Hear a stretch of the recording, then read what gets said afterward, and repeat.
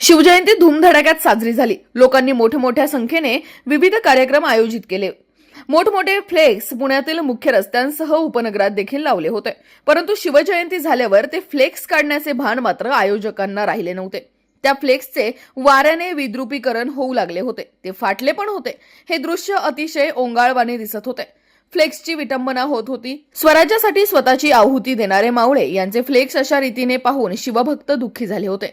यातीलच काही शिवभक्त किसन सावंत, विशाल विरामने, मंथन धुमाळ यांना अतिशय दुःख झाले म्हणून स्वयंस्फूर्तीने त्यांनी हे रोडवरील फ्लेक्स काढून घेतलेले आहेत।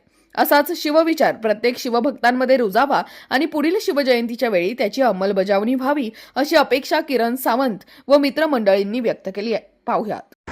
नमस्कार मित्रांनो, मी जे दुपारी जे बॅनर वगैरे काढले होते ते मी श्रीमती प्रतिभाताई रोहिदास बापू चोरगे यांना सांगितलं।